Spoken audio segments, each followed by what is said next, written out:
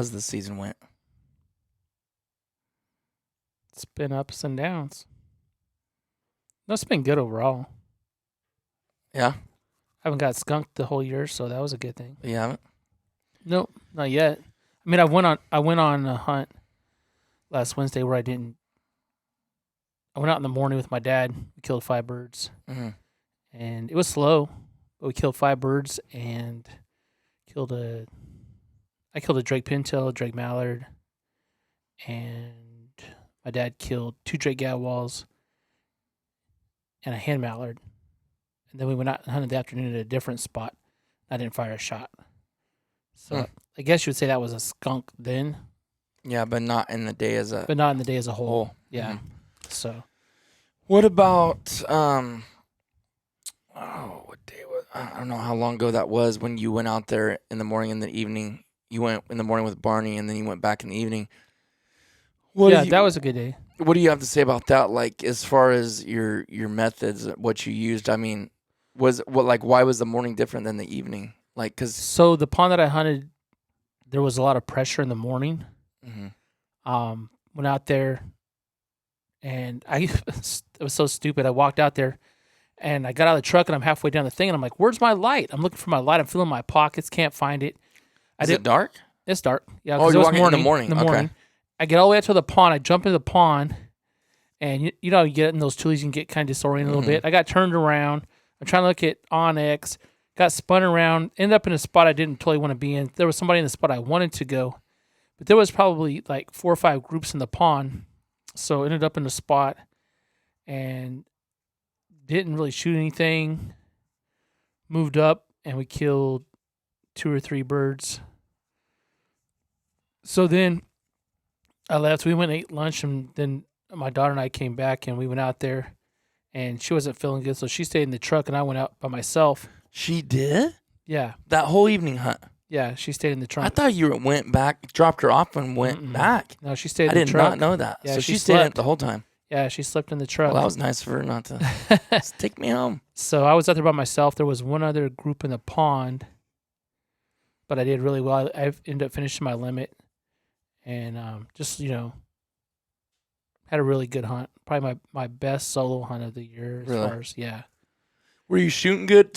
What happened to your gun? It was really good, but so I've had my Benelli Vinci. My mom bought it for me the first year they came out, and last year I was hunting with my dad, and it was kind of a windy day. And sometimes when it's really windy, I don't have a tendency to shoot that great, and so there was a lot of birds flying, and I couldn't hit the broadside of a barn. I was like, "What's going on?" And I got to looking. And my choke was gone out of my gun. What? Oh, so you think you had been trying to shoot without it in there before? I do. I didn't realize it was gone. No, dude. Because you said, when did you say that happened? No, that was last year. Yeah. So it was actually a choke that it screwed all the way into my barrel, so I didn't really see it. Yeah. And when I got home, I realized, hey, my choke's gone. No, I think I was out there. I realized it was gone, and got home. I went and I bought a aftermarket choke. Put that in there. This last season. Shot that 2 or 3 times. Gone. Choke blew out again. In fact, it blew out on that one hunt of ours, that last, like one of the last hunts of the season. Yeah, that's when we were hunting at that, one of the videos you said the best hunt of the season. And it blew out then. So then I bought another choke. It was at the end of the season. And I put Loctite in and I screwed it in there. And it lasted the rest of the season. And I thought, oh, I'm good. And went out this year on the second hunt that I went on and blew it out again. So, but I thought Michael did something. Yeah, then I bought another choke. I bought a factory Benelli choke. Went over there. He's tried to weld it in and wouldn't take. So he got a punch and he punched it in there and he's like, I guarantee this thing will not come out. I'm like, you're sure? He goes, yeah. He goes, I guarantee it won't come out. And went out the next hunt, shot it like 5 times and it blew out again. And I'm out there, and that was the second one I lost this season. Yeah, because I lost it. The one hunt I lost it, and that was the day that my daughter stayed in the truck, so I had no choke in my gun, and I had shot two birds in the afternoon, I think it was, and my choke blew out. So I'm like, I can either go home or I can just see if this thing will shoot. And the birds were, all the birds I shot were like less than 20 yards. Mm-hmm. And choke or no choke, it killed him. Stone cold dead. And didn't have any problems. Then I bought the other choke, blew that one out, and it was the same thing. I was like, okay, I can go home or I can keep shooting. And that was with my... Because at that point, it's already jacked up anyways. It's already gone. I think if it happened the first time, you'd be like, oh, man, I don't want to mess the threads up anymore or whatever. But you've done, this has happened multiple times. Yeah. It's like, oh, well. So basically, it's gone, and I got to buy me a new gun, I guess. So... And can you explain why that, like, why can't you just buy another barrel? Because it's all one... I mean, I need to call Benelli, but like on their website, it's not even an option to purchase a barrel for that gun, for the Vinci. Do they not make those anymore? They do. The Vinci's do? And I thought it was one solid piece where the barrel and then basically the action joined together. But I guess that will unscrew. So I do need to call them. Just like, hey, do you have an extra barrel I can buy, you know? Potentially, I guess. But, I mean, right now the gun, I can shoot it with no choke. But I don't know what my effective yardage is. I mean, I could go out and pattern and shoot with no choke. But I'm not going to shoot long. I'm not going to shoot anything, you know, excessively over, you know, for the type of shooting that we predominantly do in a refuge. As you know, it's not always, you know, feet down 10 yards away. Sometimes it's pass shooting. And so I don't feel very comfortable shooting, you know, out to 35 yards with that thing, consistently killing birds. And I don't want to wound birds and have to chase them or have the potential to lose them. So, I guess it's going to be purchasing another gun at some point. Yeah. If I can find one. Do you know what you want to get? Yeah, I'll probably go with the A5, just not the Wicked Wings, just the standard A5. Standard version. Yeah, 28-inch with, I want to get camo, of course. But that would be the goal. Now, what makes you want to go to that after you had Benelli already? I like Benelli. I loved my Vinci. Did have a couple of issues with it. As far as it would get where I couldn't go on safety. Yeah, and it was basically, like, I don't know what the issue was. It was just sometimes it wouldn't go on safety. I've had the famous Benelli click, you know, where, well, that happened to us in Idaho. Pulled up, first shot, and it's not the shells. That was the first time I had it happen with the shells I was using. But yeah, pulled up, click, and it's audible, you know, and you're like, oh, great. Yeah, you can hear it on the video. Yeah, you're trying to throw another shell into the chamber and just doesn't. It's by that time it's done. Right. So yeah, that was kind of frustrating. But I like Benelli. I like the gun. I like the feel. I liked everything about it. It's just I like how the A5, I guess you would say the sight picture when you throw it up, it's like you look down the barrel and the bead's there. Right. I like that. Yeah. Have you thrown it up much and just shouldered it and looked down it like Thomas? Yeah, I've looked at them. Yeah, just like the feel of it. Yeah. Because I remember when I wanted to get mine, I hadn't even held one yet. I haven't thrown one up on my shoulder, so you really don't want to make a judgment until then.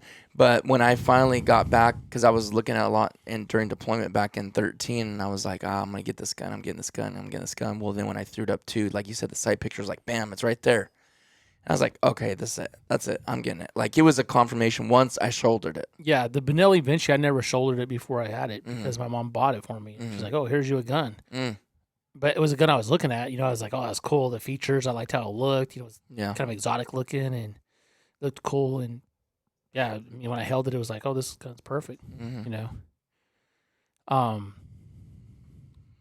just probably wouldn't buy another one because I already had one. Right. I guess, you know, just want to try something different. Yeah. That would be the only. Frankie, too, is always a good option. But, like, if you already know that you want to get the A5, then it's like, of course not. Yeah, I mean. Because, I mean, it's just Benelli makes them anyways. Yeah. And I will tell you this, too. Did you ever get that? Maybe you can't remember because you've had that gun for so long. Did you ever get the thumb, like the Benelli thumb? Not at all. No. That's a famous thing that people talk about all the time. Anybody that has Benelli is like, oh, the Benelli thumb. Because it's like, but yours had been seasoned so long. I don't even know if the spring wears in, but man, it'd tear my 20 gauge will tear if you don't do it right. When I first got it, it was tearing my thumbs up, like just loading a shell on the bottom. That I remember at all. And I would typically remember that. I think that might be one of the more recent things within the last several years, like 5 years. You've had that gun for how long? 12 years? I don't know. Or more? I love it. It's easy to clean. Easiest gun to disassemble. Colton was about 12 or 13 when he got it, wasn't he? He was 14, I think. So if he's 14 and he's 23 now, something like that. So he was like, that was like 9 years ago. Yeah. So I've never had it. I mean, it's easy to clean. I liked all that. I liked the gun. So that was a good thing. Thomas is here right now. Look, get in the boat. Me, him, and Travis are. Well, the podcast you just heard is on Friday. If you listen to it Friday, was us. We're going the day of, so we have already hunted. But if you follow along on Instagram or Facebook, you could see what we did. But like I said, I'm not really probably gonna be posting much videos anymore. What are you doing, Jack?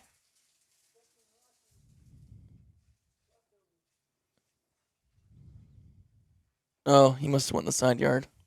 Stepped in some rocky turds. Sorry.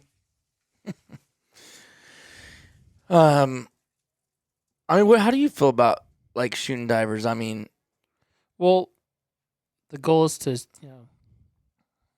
shoot as many different species as I possibly can. Mm-hmm.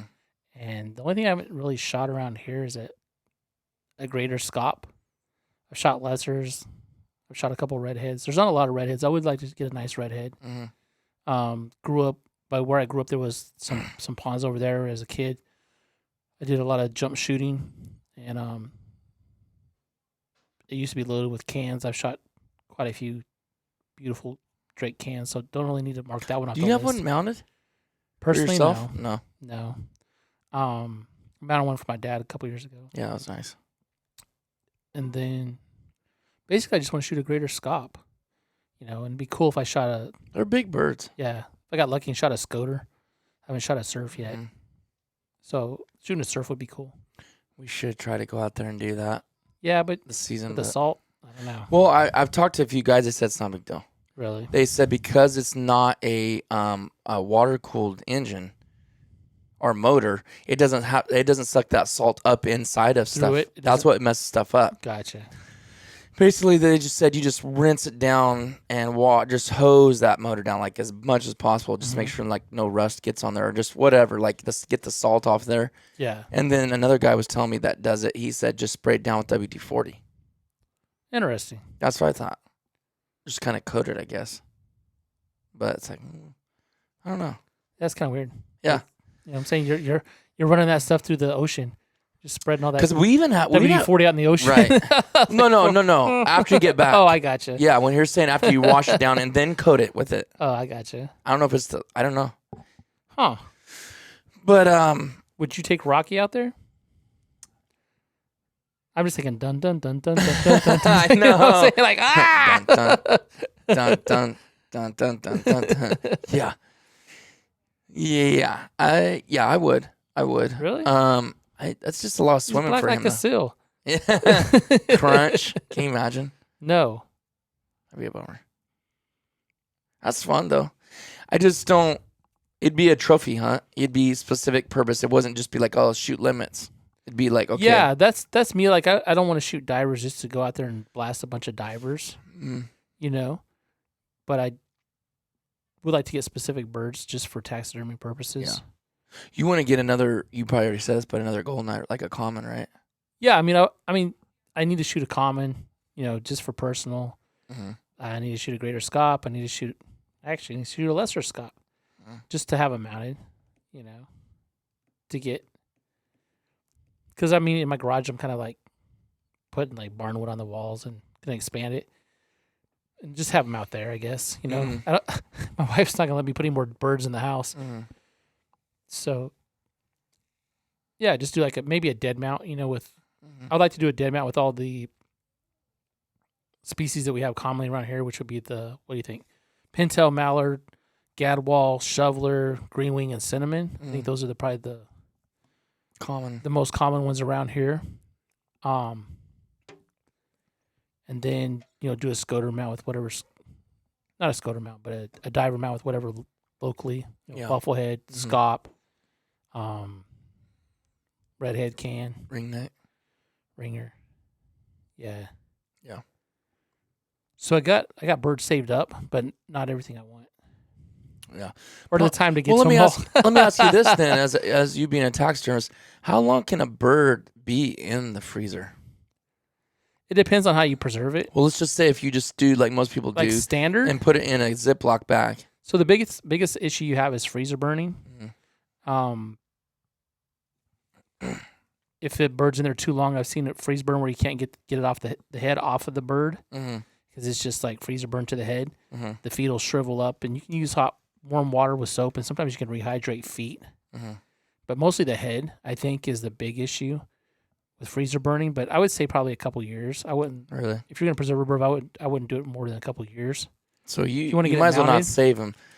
Now, what is a way that can make them last a whole lot longer? What I've heard, and I haven't tested the theory. I mean, I've done to some of my birds is take a wet paper towel, wrap it around the head, maybe tuck it under the wing, and then wrap wet paper towels around the feet. When you freeze it, put it in a Ziploc bag, squeeze all the excess air out, and put it in there that way.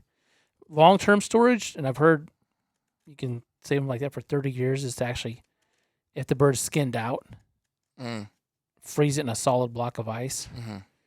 I mean, a few years ago they found that woolly mammoth that was still frozen solid with green grass in its mouth. So green grass. That's what they said.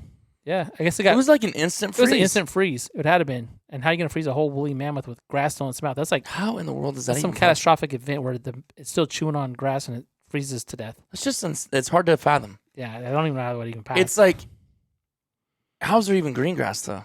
Like, did it go from sunny, clear skies? It would have to go from spring to winter or from summer to instantly. And then like. Yeah, I don't even like how. Man, I would love to go back in time and figure that out. Like, what? That's what I heard. Happened? It was like a National Geographic or something. I seen it. But that's mind blowing. So yeah, they say if you skin a bird out and freeze it in a solid block of ice, it'll last forever. Okay, but most guys, you as a taxidermist probably don't want guys skinning their bird out for you. Not that some guys couldn't do it, but you're just risking some issues. So why couldn't you, if you had room in your freezer and it was just one trophy bird, could you not put it in a Ziploc bag, fill it up with water and the bird, and then freeze it like that? Yeah, I've done that. You've done that? Yeah. I've done it too. Yeah, and I'll put them basically what I'll do is I'll get like a little rubber tub that's about the shape of the bird, like how I want the block to be, and I'll lay it in there. That way it's, a uniform. It's not spreading water out any undulated or anything. It's flat basically in that tub. And then freeze them solid like that. And then you just have like a block of ice in a Ziploc bag. How do you keep them underwater? In the bag? Yeah. Oh, it's in the bag. In the bag. Okay. I see what you're saying. In the little. So it's in the thing. So I lay the bag and the bird in there, and it freezes it solid. And so because isn't some parts of it going to not be frozen like underwater basically? No. I mean, it's wet. You know what I'm saying? So it's going to freeze. It's like I've never had an issue with it. It's good to know, and I'm sure a lot of people out there don't know those things. Give us some things you don't do with your bird. The more you handle it, the worse it is, right? The longer you leave it out after you shoot it, the worse it is. In fact, I had a guy the other day shot a couple of divers, and I had to go to his house and retrieve them because he just left them on the back of his boat. And he's like, "Oh, I forgot," so I had to go pick them up. I said I was gonna. Throw it in that night. Yeah, whatever. Listen, Linda.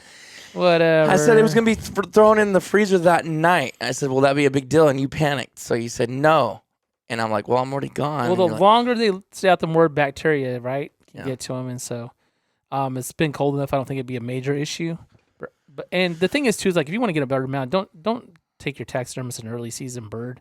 It's all pin feathered up, unless it's just some exotic trophy you're never going to shoot again. Wait till later in the season, late December, early January. And I know you're not directing that towards me, but like that bird I shot, obviously I shot that stud gabble with the black ring around his neck. It was early season bird, and if it wasn't that kind of bird, I would have not took it to you. But because you never see that, obviously I did. And it's worth the risk. But for the most part, like don't shoot a little green wing teal because you don't have a mount and take a green wing teal from October to your taxidermist when you can shoot them in December and January. Yeah, I wouldn't. It's just you don't get it. And then too, well, the plumage isn't the same. Yeah, I mean, and pin feathers. You don't want to wring the bird's neck, right? You don't want If it's blown to bits, in the head, I mean, get a bird look like it was a Magic BB killed it. If you want to get it mounted, I would say just to have a better quality mount. What do you think about when people use finishers? Does that really mess you up as a taxidermist? Because I seen a big deal on Facebook. Guys were fighting about that. I haven't really noticed it. It's just a hole in the back of the head. I mean, you don't want to leave a gaping wound that looks like you got shot with a 50 cal, of course. Mm-hmm. But a small hole in that location, you can hide it. It's mostly up by the around the edge of the bill, around the eyes, and the cheeks, where I would say. But like that in the back of the head, not a big deal. Neck, not so much of a big deal if you don't wring its neck, of course. What's another way you don't want to throw them in that people would say that, oh, yeah, you don't want to put them in shrink wrap. I've seen people shrink wrap birds, and when they go to do the vacuum seal, it leaves like little indentions. Permanent, huh? On those feathers. Yeah. What about pantyhose? No. Do not. Don't put it in pantyhose. And when I was a kid, that's what I always heard. So birds that I would shoot, and I was like, oh, I'm going to get this mount someday. I'd put them in pantyhose. But you don't want to do that. Don't shrink wrap it. Don't pantyhose it. I would say the newspaper. I wouldn't do newspaper because the ink can get on their feathers, especially if it's a white bird. I would just say standard Ziploc bag. You can get them at the 99-cent store, the 5-gallon ones. Squeeze all the air out. Do the paper towel thing, and get it to the taxidermist within by the end of the. If you shoot it one season, get it to him by the next season. Mm-hmm. You mean or just don't even. You may not get to it, for another year, but you don't want to take it 2 years later and then have them out and it be another year before you get it back. Or just don't even save it, right? Like unless it's something like you said, is really a trophy. Yeah, I mean, if you really want to get it mounted. Yeah. Mm-hmm. But because I think a lot of us always just throw stuff in the freezer. I know I do that. I'm like, I'm gonna do this. Well, this is a stud. This is a really good looking bird, full plumage, and you throw it in the freezer, and then 3 years go by, you're like, I don't think I'm going to be doing this for a while. You just, those kind of things happen, I guess. Yeah. But it's just whatever you really want, Some people want certain birds mounted, and you do the best you can. And I've lost birds, where just some birds are not mountable. Somebody thinks it's mountable, but you go to skin it out, and, if it's got rot, feathers fall out. You can only hide so much. Yeah. But that gadwall, it went together. It turned out okay for early season bird. I think it looks great. But flushing, it was a flushing pose. Kind of coming up, rising up out of the water, turning sideways. It looks good. I like it. I don't actually got anything in here like that. To be honest with you, yeah. What do you? I mean, as far as the season goes, kind of like recapping, like so far this season. I mean, like, do you have anything specific about it that stands out to you? I would say it's been a longer period before you hit a lull. Mm. It seems like it's been pretty consistent the whole year. Mm. Been able to go out and get birds. It seemed like it was a really good mallard hatch this year. Mm. And I haven't shot a big diversity of ducks. Have you shot a pintail this year? I shot the one last Wednesday. That was the first pintail I shot. I don't know if I've shot one this season yet. And I've shot a hen shoveler. And besides that, in California, all I've killed is mallards. I haven't killed anything else. Huh. It's been weird. Yeah. I've killed the most mallards this year than I ever have. And people have kind of been saying on these episodes, like, people are complaining about that. But it's like, I'm not just targeting them. It's just how it's worked out this year. Yeah, I could have shot some birds. And one day when I was out with my daughter, I could have shot some blue wings. Mm-hmm. And I could have shot, if I wanted a shoveler, I could have shot it. But I don't have any intentions to shoot shovelers this year. I will shoot one, but I'm going to wait till he's a prime stud drake, and I'll shoot him to mount him. But it's like I won't really shoot shovelers. I don't even know why I shot that hen. But I could have shot some blue wings, and I just let them pass because I wanted to. That day I was targeting mallards. I shot one yesterday. A blue wing? A hen shoveler. Oh, a hen shoveler. Just so I wouldn't get skunked. I was in the wrong location, and a 3-pack came in, and it was overcast, and I couldn't tell, you know, how just you're silhouetted. And I'm like, I knew there were shovelers, but I was like, man, I don't know what's jigging. I just shot that one. Stoned it, and I seen it once it was on the I was like, whatever. I said, at least I didn't get skunked. Yeah. Because I don't think I have been skunked this year either. Yeah, I don't think I have. I haven't like always got limits, but not that it matters. I mean, I've had plenty of skunks in my lives, and I won't be shocked if I get some this year. But it's just part of hunting. Well, hopefully with these storms, we'll get a new push of birds. Yeah, and that's what I was talking about in the last episode, dude. Up in Canada right now, it's -20 or lower. All of Canada, not just like parts of it. Yeah. Have you seen? Not like a localized. Did you see that? Oh, you guys should follow Travis on Instagram. He's on Instagram. He puts his mounts and stuff. He doesn't put a ton of stuff up there, but you should follow him if you like Instagram. It's 1972 Ducks Inc. Or you can just put Travis McDonald. But you've actually been getting quite a bit of followers. But what was I gonna bring? I was bringing that up for a reason though, and I can't remember what it was. Why was I bringing up your Instagram? You were talking about how it's been cold in Canada. Oh, so I basically just want to say, if you guys want to check Travis's page out, you can. But also, so now that you're on there and you see my stories, I'm assuming, did you see that little thing I put up of the temps, the cold temps? I think once you see it, you'll recognize, unless you just didn't see it at all, right? Or did I delete that? I seen something. Oh, like little dots on it, black dots. Well, it was like all the greens and blues and teals, and like all of Canada, from the south to the north, in all of it, British Columbia, Alberta, Saskatchewan, was like all -20 below.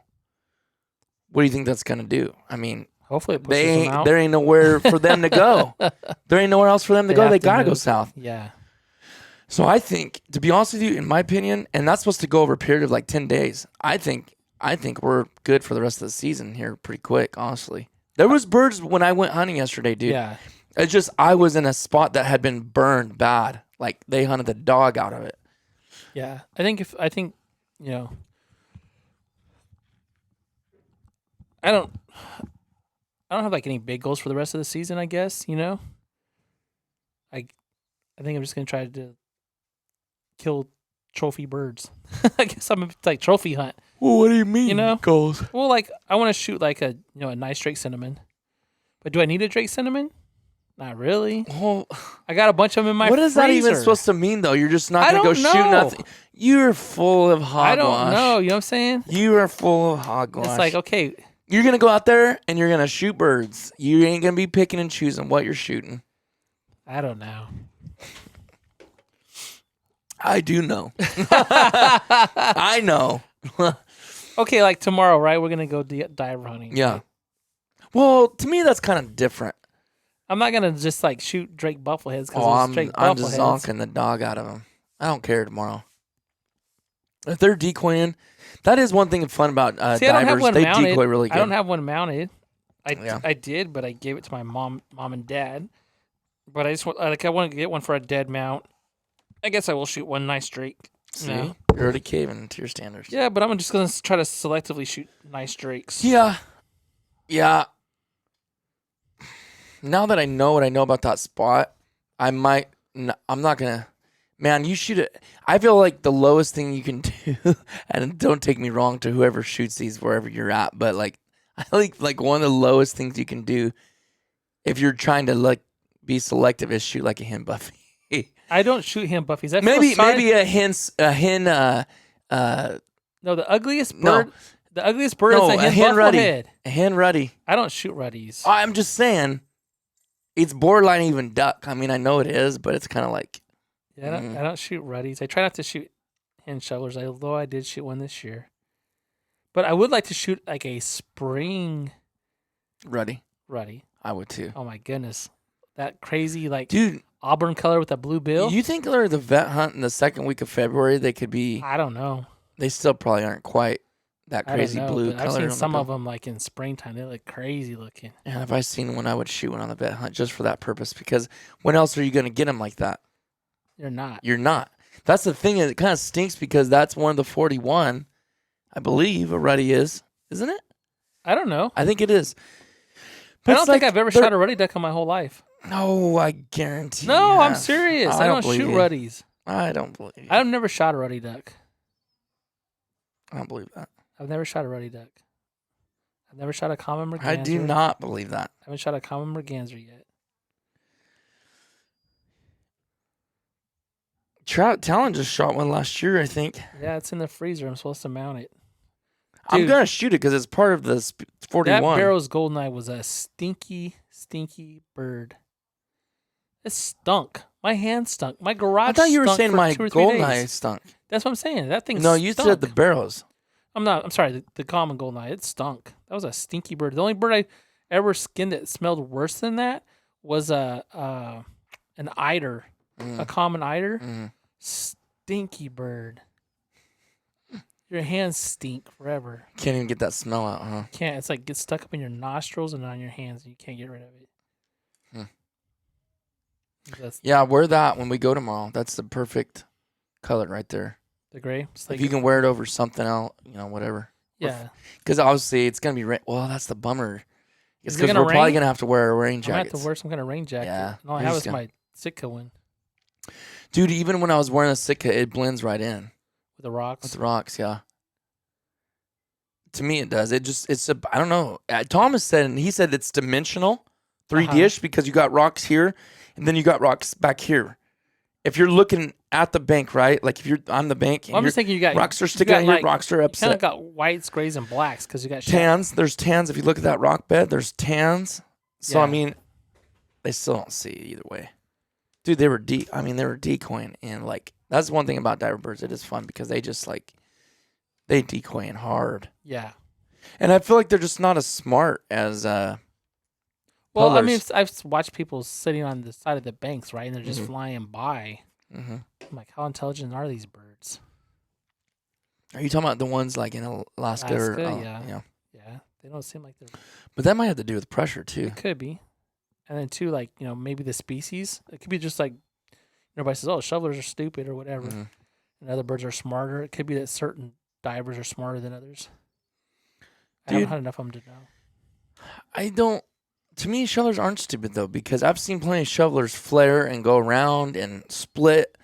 Yeah, it's all about, like, to me, any bird, if they just either want the spot really bad or they've been shot before. Yeah, I feel like that's really what defines what birds do or do not do. Yesterday there were shovelers. I'm like, oh, I'm just gonna shoot some shovelers, and they were splitting me. They were seeing something they didn't like. It was overcast. I was like, I was buried in the toys, and it still didn't matter. It was just like, man, dude, I just feel like that spot has been hit so stinking hard. didn't really see many teal flying. I did see some massive groups. I've seen some groups of like 40 and 50. Really? Just a couple of those biggest size, but they would not come over, dude. Not to calls, not to nothing. I didn't have a spinner up, but again, it was overcast and raining. So it's kind of like, yeah, it probably would have helped for teal. I feel like it does. But I was like, it's overcast. I'm not taking it out there. Then I was out there. I was like, maybe I should have brought it out here. But yeah, it didn't even really rain that much. It just rained for like as long as it took me to go back and put my jacket on. Then of course it stopped. By then I was already soaking wet. So we'll give you guys an update on how the little diver hunt goes. It went pretty good last time me and Thomas went. We'll see how tomorrow it goes. I got to work tonight. I'm gonna hit the gym here as soon as I get done with this. And what are you gonna do? I got to take my son to get a haircut. That's pretty much it. Trent. Yeah. What are you guys doing? Hey, by the way, Merry Christmas, everybody. Yeah, Merry Christmas to all you guys. I guess actually when this goes out, it's over. But hope you guys had a Merry Christmas, good time with the family, friends, or maybe you just had a TV dinner by yourself. Whatever you did, I hope you had a good one. Happy New Year's. Happy New Year's will be just in a few days, and we'll start 2022. Can't believe it.